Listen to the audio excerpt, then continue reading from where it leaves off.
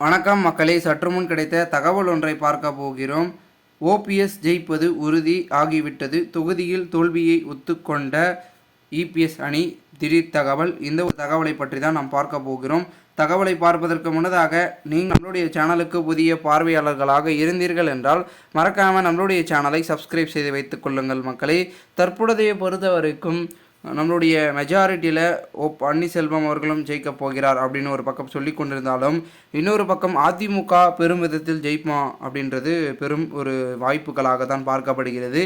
அதாவது கோவையில் பார்த்திங்கன்னா அண்ணாமலை அவர்கள் போட்டியிட்டார். அவர் ஜெயிப்பதற்கு வாய்ப்பு அதிகமாக இருக்குது. ஏனென்றால் அதிமுகவில் இருக்கக்கூடிய வேலுமணி தங்கமணியே நைஸாக வேலை பார்க்குறார்கள் அப்படின்னு பார்த்திங்கன்னா ஒரு பக்கம் பார்த்திங்கன்னா பாஜக தரப்பினர்களே சொல்கிறாங்களாம். அந்த அளவிற்கு இருக்கும் பொழுது தேனியை பொறுத்த வரைக்கும் நம்மளுடைய டிடிவி தினகரன் பெரும் விதத்தில் பார்த்திங்கன்னா வெற்றி பெறுவதற்கு வாய்ப்புகள் என்பது இன்னொரு பக்கம் அதிகமாகி இருக்கிறது. அடுத்த கட்டமாக நம்மளுடைய பன்னீர்செல்வம் அவர்களும் ராமநாதபுரம் தொகுதியில் பெரும் விதத்தில் அவரும் பார்த்திங்கன்னா வெற்றி பெறுவதற்கான வாய்ப்பு மிகுந்த பிரகாசமாக தெரிந்து கொண்டிருக்கும். இந்த ஒரு சூழலில் அடுத்தடுத்து நம்மளுடைய பாரதிய ஜனதா கூட்டணியினான பார்த்திங்கன்னா தொகுதிகள் பெரும் விதத்தில் வெற்றியை சூடும் அப்படின்றது பார்த்திங்கன்னா ஒரு பக்கத்தில் பார்க்கப்படுகிறது.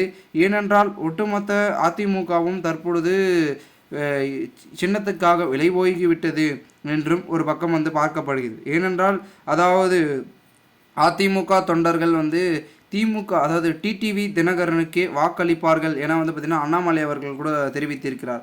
அதாவது தேனி டிடிவி தினகரன் ஆதரவாக பரப்புரை ஈடுபட்ட அவர் இபிஎஸ் தலைமையிலான அதிமுகவும் அதன் பிறகு திமுகவும் வேறு வேறு அல்ல என்று சாடி பேசிய அண்ணாமலை ஓபிஎஸ் அதாவது ஜூன் 4ஆம் தேதிக்கு பிறகு அதிமுக டிடிவி தினகரன் வசமாக வரும் என்று பார்த்திங்கன்னா நம்பிக்கையாக தெரிவித்திருக்கிறார்.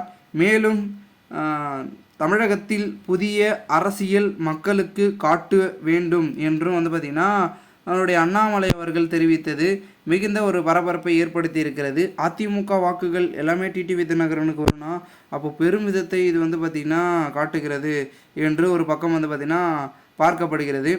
இந்த ஒரு சூழலில் தற்பொழுதைய பொறுத்த வரைக்கும் அதிமுகவில் நடைபெறும் கொஞ்சம் சிக்கல்கள் அதிகமாகவே இருந்து கொண்டு இருக்கிறது என்று தான் பார்க்கப்படுகிறது.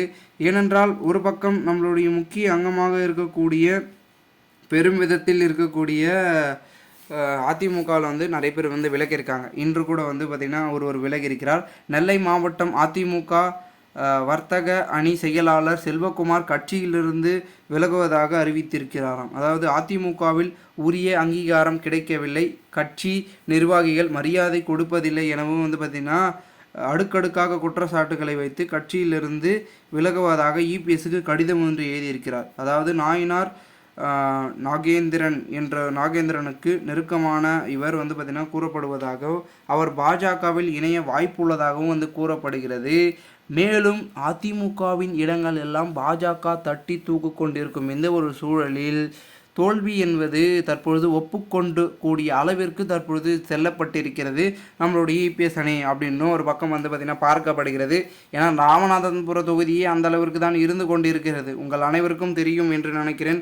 ராமநாதபுரம் தொகுதியை பொறுத்த வரைக்கும் பெரும் விதத்தில் பார்த்திங்கன்னா போய் கொண்டிருக்கிறது. பன்னீர்செல்வமாக இருக்கட்டும், அடுத்தடுத்து பார்த்திங்கன்னா தேனி, கோவை என்று பார்த்திங்கன்னா ஸ்டார் தொகுதிகள் எல்லாமே பார்த்திங்கன்னா பெரும் விதத்தில் அதிமுகவுக்கு தோல்வி என்பது ஒப்புக்கொண்டாலும் கொள்ளாகட்டாலும் அதுதான் உண்மை அப்படின்னு பார்த்திங்கன்னா நம்மளுடைய பாஜகவின் தலைவர் அண்ணாமலை அவர்கள் ஒரு பக்கம் சொல்லி கொண்டிருக்கிறார். என்ன நடக்கிறது என்பதை நாம் பொறுத்து பார்க்கலாம். ராமநாதபுரம் தொகுதியை பார்த்திங்கன்னா படுதோல்வி என்று ஓபிஎஸ் ஒரு பக்கம் சொல்லிட்டார். அதிமுகவுக்கு பொறுத்து பார்க்கலாம் என்ன நடக்கிறது என்பதை. மேலும் இதுபோன்று நீங்கள் அரசியல் சார்ந்த உண்மை நிலவரங்களாம் தினசரி தெரிந்து கொள்ள நம்மளுடைய சேனலை சப்ஸ்கிரைப் செய்துட்டு கூட இருக்க பெல் ஐக்கனை ஆளில் கொடுத்து வைங்க மக்களே. அப்போ தான் அரசியல் சார்ந்த காணொலிகள் உங்களுக்கு உடனுக்குடன் நோட்டிஃபிகேஷன் மூலமாக வரும் என்பதனை தெரிவிக்கிறேன். நன்றி, வணக்கம்.